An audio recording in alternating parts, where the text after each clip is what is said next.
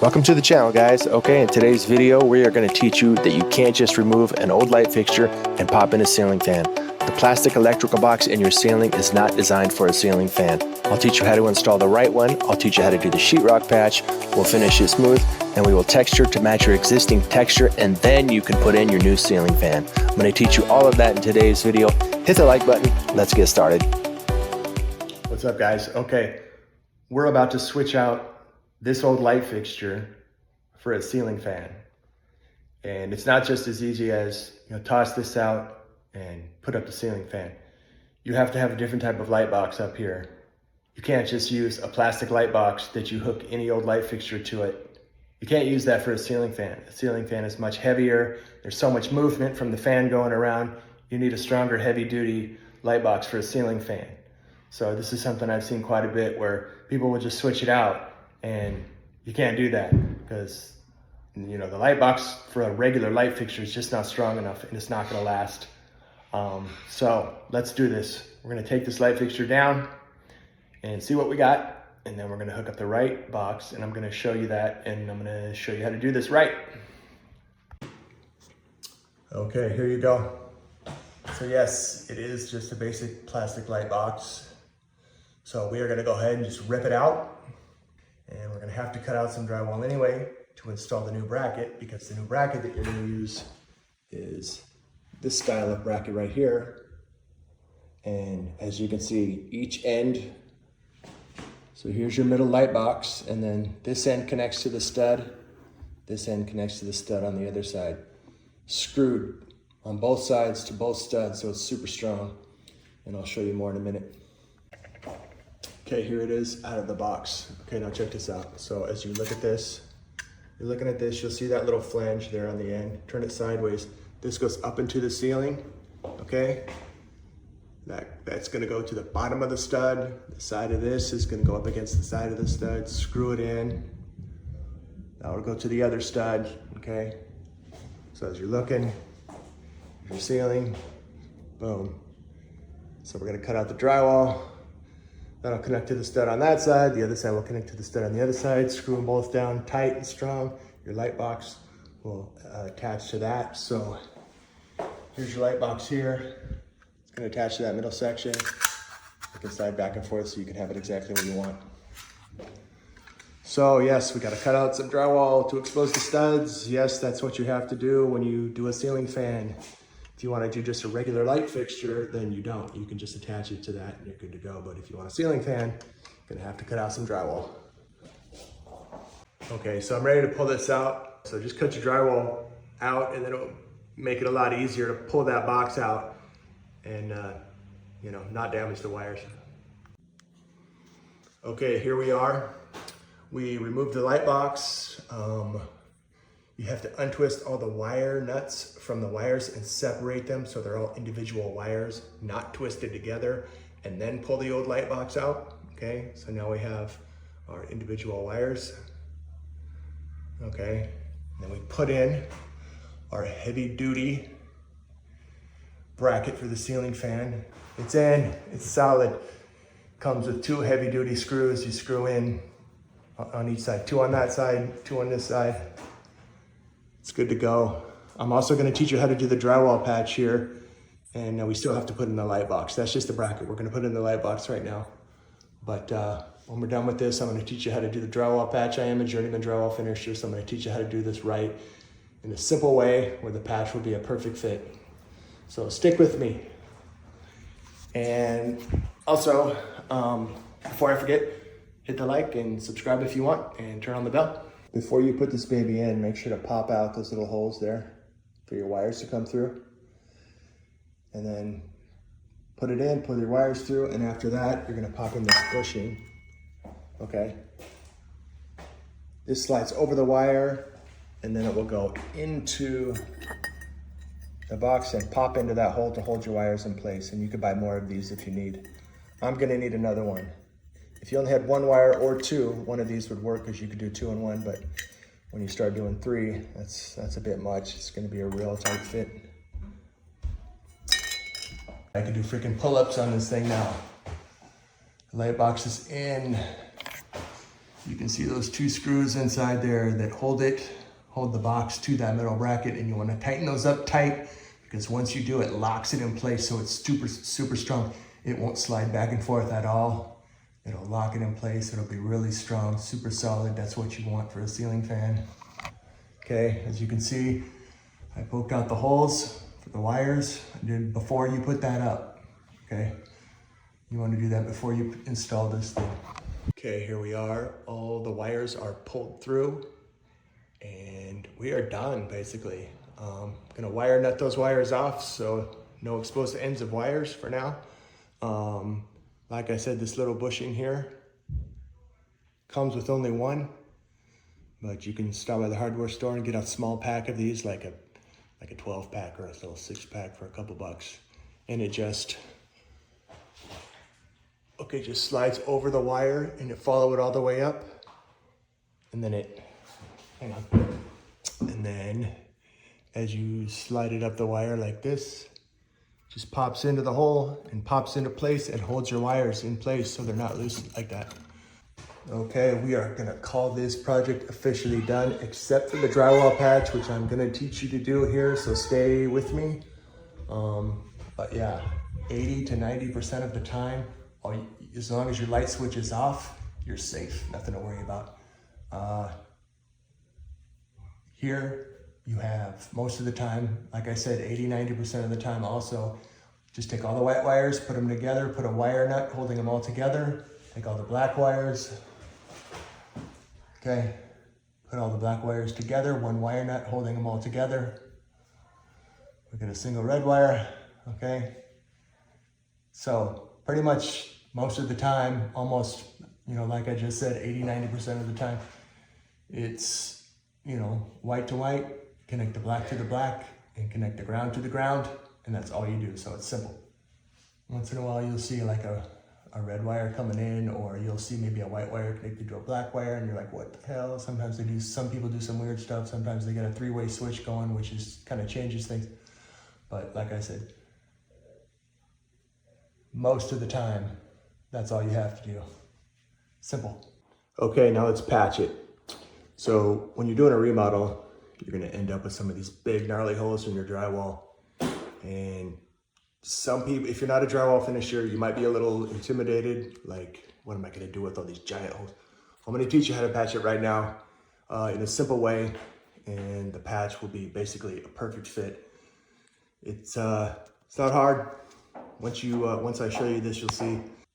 Okay, so basically what you wanna do is you're gonna measure how wide and how wide the other way, okay? And you wanna go a little bit wider. Give yourself an extra inch or an extra couple inches. And then once you cut that, you hold it up there and you trace around it with a pencil, and then you cut it out, and then your patch will be a perfect fit.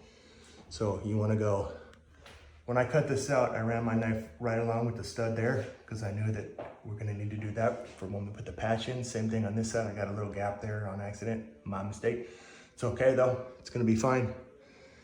And the light box will get in the way a little bit, but it's okay, we can still work with it. Okay, so here we go. Here's my patch. Turns out 18 inch by 18 inch is gonna be perfect for this. And as we look up, I was able to hold it up. I looked at the side of it so that I knew it was running parallel right with that stud, so the patch will be straight with the studs once I cut it out. And just check both sides to make sure it was lined up right, no gaps. I had my patch up there as it's gonna be. You can see the pencil lines traced around it. I'm gonna cut that out, and then this patch is gonna be a perfect fit. No gaps.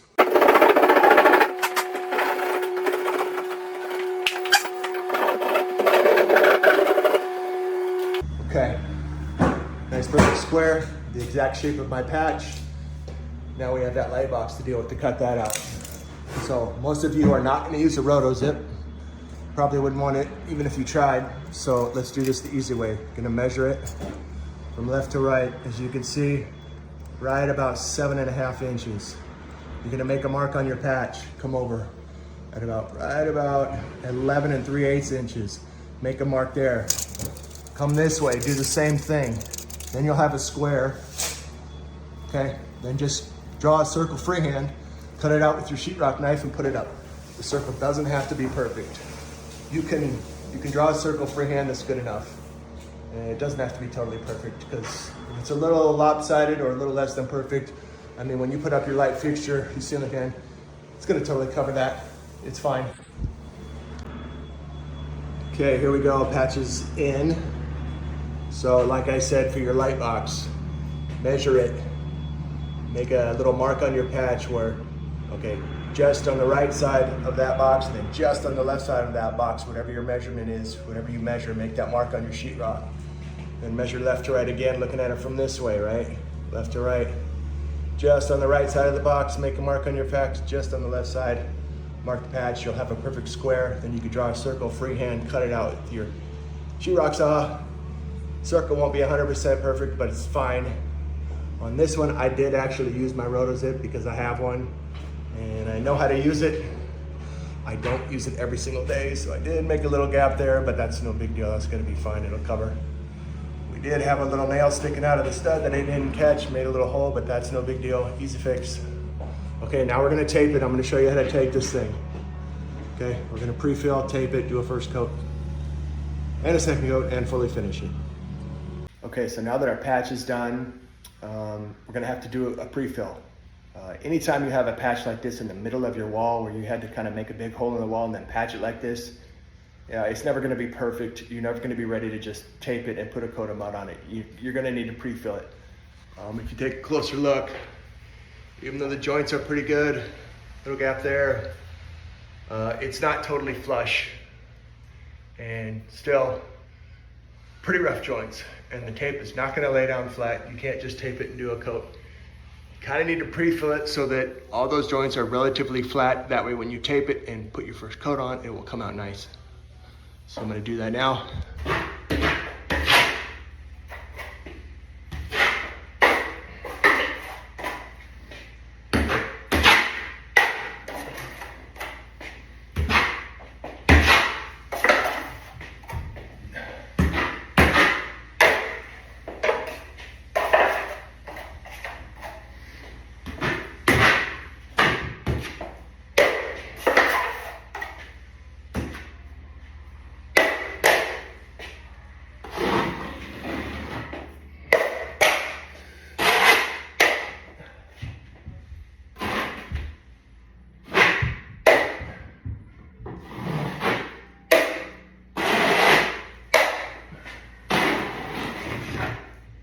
So now you can see that it's flat, okay? Now we can tape it. So we're gonna use mesh tape because it's so much faster to use mesh tape to tape joints like this than use paper tape. Paper tape, you gotta first put a thin skim of mud on all the joints, then put the tape on, then wipe the tape down. With mesh tape, you just slap it on and you're done. And it's a good idea to go ahead and do it while this hot mud is still wet. If you wait until the hot mud is dry, that mesh tape won't stick. It will literally fall off the ceiling. Mesh tape does not stick to dry hot mud because even though it's dry and hard to the touch, it's still slightly moist, and the mesh tape just won't stick. I mean, it will fall off the wall. So it's good to go ahead and slap it on now while the hot mud is still wet. So let's do that. Okay.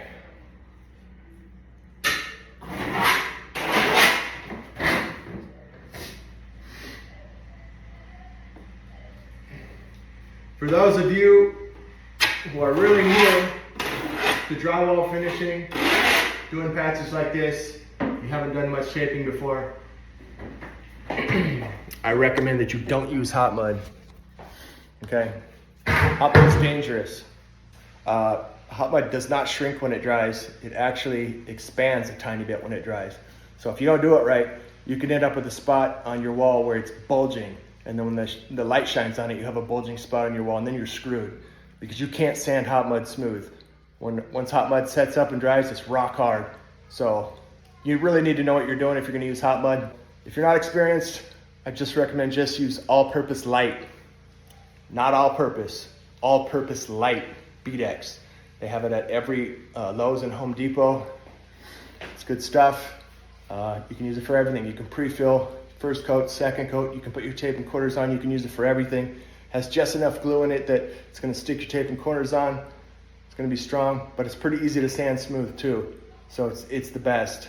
If you're going to use all-purpose, and I recommend it for you guys who are new at taping, it needs to be all-purpose light Beadex. Don't use any other all-purpose. It's garbage, and it's rock hard when it dries. Can't sand it smooth. It's garbage. So okay, so here we are. We pre-filled it, we taped it. A lot of times on these patches, when you're using hot mud, you can pre-fill it, tape it, and do the first coat all at once.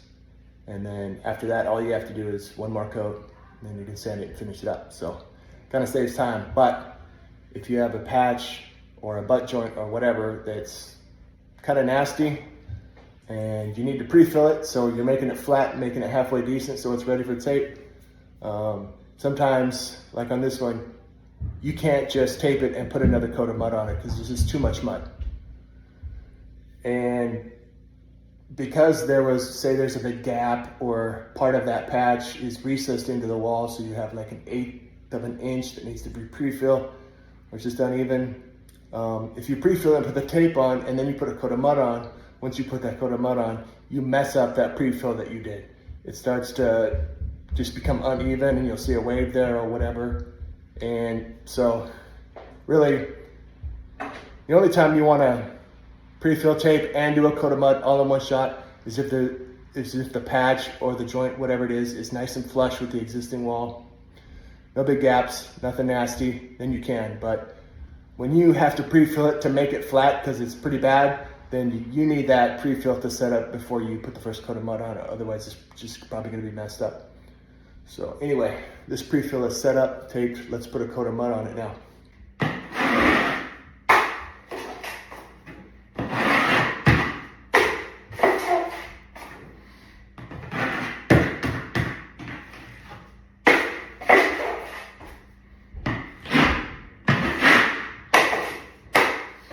So because this patch is just basically like a perfect square shape, I'm just gonna go ahead and skim the whole entire thing and pull it all one way. And then once it's dry and set up, we'll take a look at it because it's gonna get a second coat. But I don't need to try to finesse each joint, go in each different direction. I'm not gonna do that. You don't need to do that. One coat of mud across this whole thing, pulling it all the same way. It's fast, it's simple, it's gonna be fine. Okay.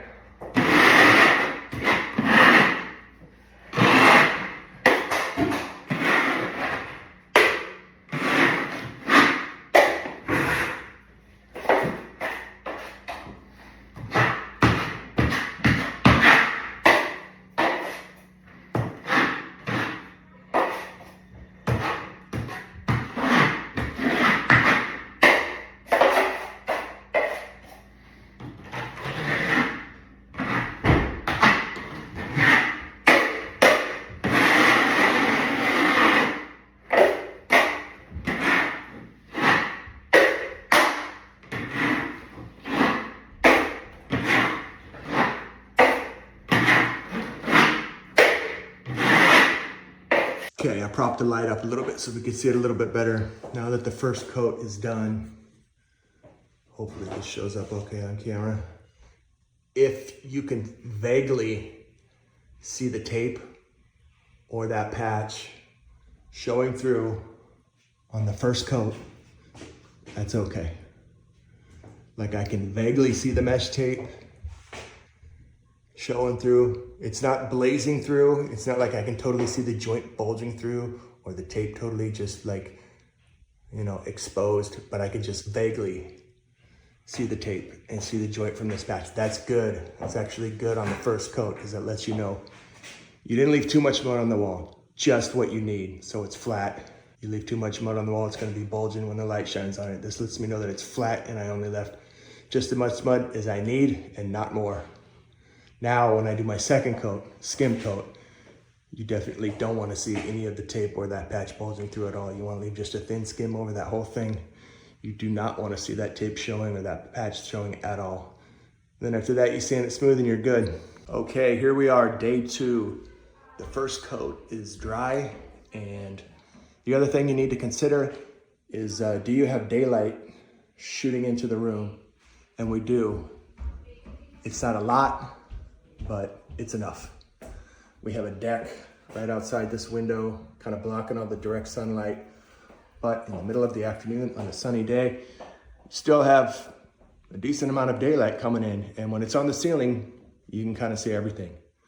So a lot of times when you have a big patch like this in the middle of a wall, it's very possible that you might have to do 3 coats, and that's fine. And we are going to do 3 coats on this. So as you can see, first coat's dry, and you can see the joints. And I'm going to do 2 coats in one day, and the reason why I can do that is because I'm going to use my 12-inch box. And I love the 12-inch box because it's basically like a 12-inch straight edge. The high part of the joint will not get any mud, and the hollow part of the joint will get filled, so it basically makes it all flat. That's why I like my box. Love my 12-inch box, 10-inch box. Most of you don't have that. So you're just gonna go ahead and skim that whole thing by hand, and when you come, that'll be your second coat. When you come back to do the third coat, you're gonna skim the whole thing again by hand, pulling it the other way. So don't, when you go to lay down your mud and you go to wipe it down for your final wipe down, okay? On your third coat, you wanna pull it from left to right, looking at it from this way. But when you do your second coat, you pull it from the other way. That way, that eliminates any chatter marks, waves, hollow spots. It'll make it all nice and flat.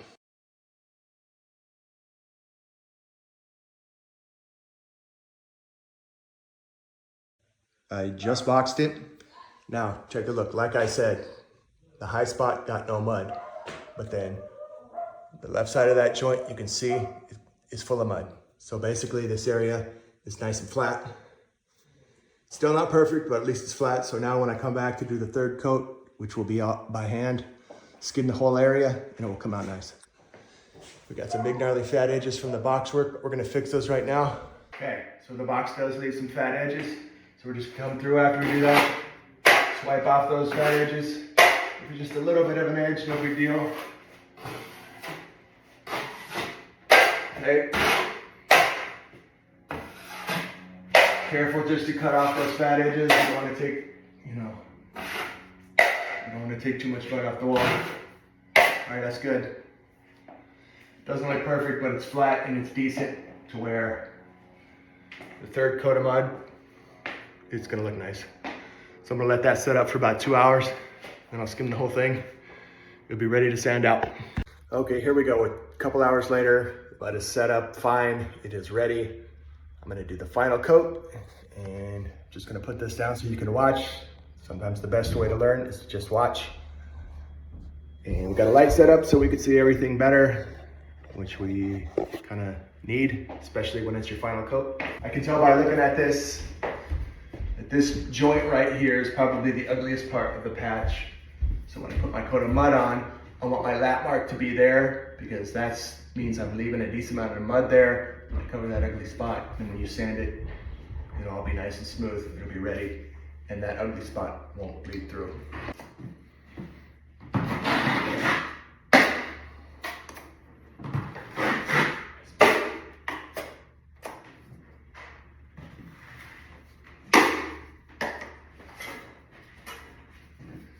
A few chunks kind of bulge in here, so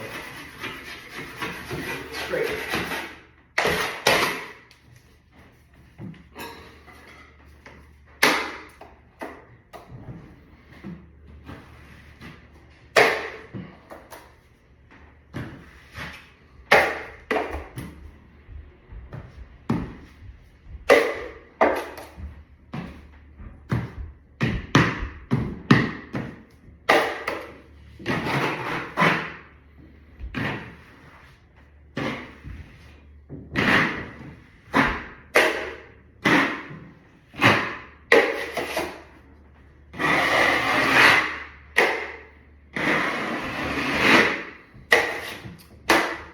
So anytime you're doing a patch or finishing any kind of a joint on an existing wall, when you have texture on the existing wall, you're gonna have an ugly, kind of a fat edge here, okay? It's always gonna be like that, nothing you can do. It just means you got a little more sponge sanding to do. When it's dry, you take your sponge, sand that area so that you don't have that fat edge. It'll blend in. Then when you spray your new texture, it'll blend in fine. It'll be good to go.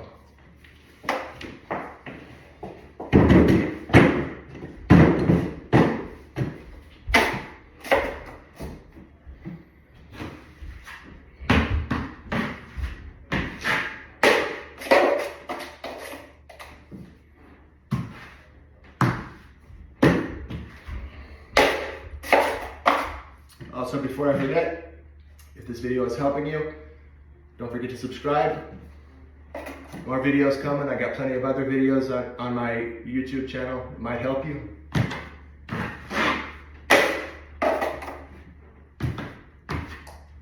If you don't want to subscribe, that's fine.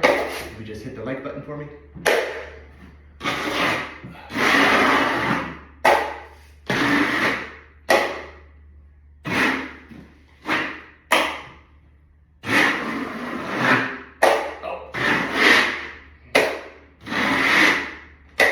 Okay.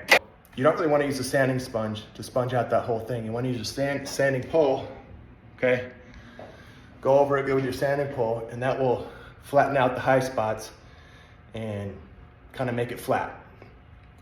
And so you want to use a sanding pole, go over it good with the sanding pole. It'll make it nice and flat, perfect. And then as you can see around the edge, where the edge of that drywall mud meets the existing wall, you have that harsh edge. Sanding pole's never gonna get that. You're gonna just have to go around with a sponge and smooth out that harsh edge. Okay, then we're gonna primer. Then we're gonna spray a knockdown texture to match this existing. I'm gonna show you how to do all that. Let's go.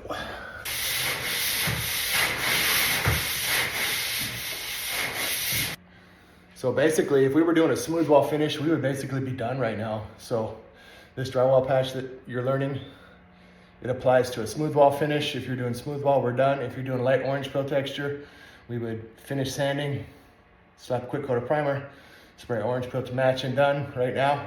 If we're doing knockdown texture, same thing. Finish sanding, primer, spray the knockdown to match. So this patch applies to everything. So there you go. All right, let's keep on going. I'm gonna just kind of show you how I spun sand these out. It'll kind of show you the easier, quicker way to do it so your arm's not falling off. So when it comes to, sanding off these harsh edges with a sanding sponge, or sanding off any edge on any part of your drywall with a sanding sponge, you don't really want to stick the sponge on the wall and then just leave it there and just try to go back and forth, because it's just a harder way to do it. What I do is get up and I get this motion. I put it on the wall, slide it forward, and just keep doing that motion over and over. Put it up, slide it forward, come back, do it again. Put it on the wall, slide it forward, and just get that motion going and make your way around. And it's easier, faster.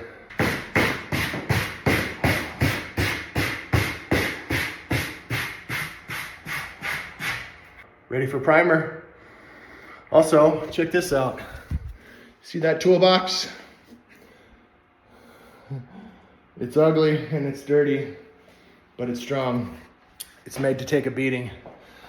When I was in the union, we used to use these cloth bags. They were called grips. You could put your pan and all your knives and your snips and your other tools in it, and that's just what everyone used. But I decided to go with this type of toolbox one day, and it's so much better. I can fit all my pans, all my knives, all my stuff, even half a roll of tape, all my other accessories, all my little tools, screwdrivers, razor knife, everything in there. And it's a workbench. It's not just a toolbox, it's a workbench. So anytime I'm working on jobs that have 8-foot ceilings, I love that thing. I use it all the time as a bench. I stand on it, I can easily reach the angle, it's the perfect height. It comes in so handy, so convenient. So those toolboxes, I highly recommend them. It's a toolbox and a workbench in one. I love it. A little bit of daylight coming in through the window, shining on the ceiling. I'm really happy.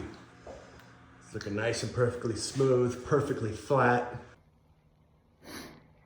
Okay guys, I'm just gonna go ahead and call this video done. As far as the texture goes, okay, you need to slap a coat of primer on it before you texture. just what I would do is just throw something down on the floor, grab a 6-inch roller, dip it right in the pan, or the gallon of paint, or whatever white paint or whatever primer you got, and just slap the coat on real quick.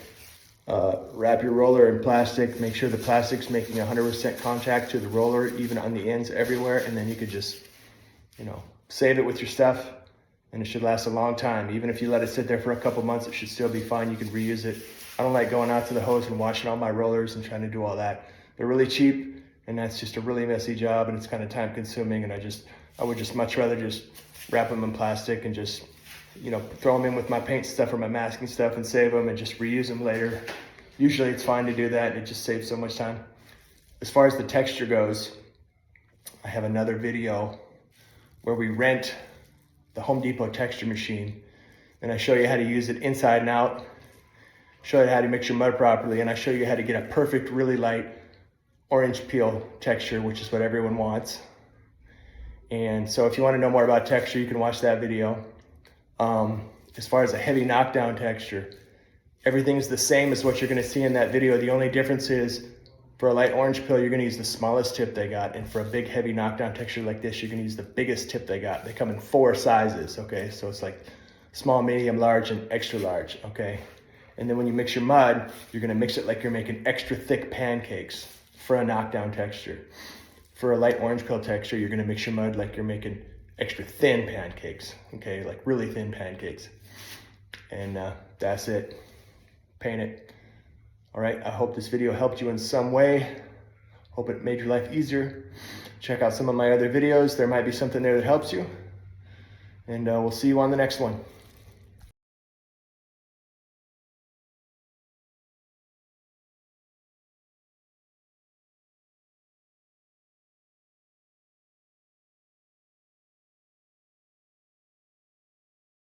Past like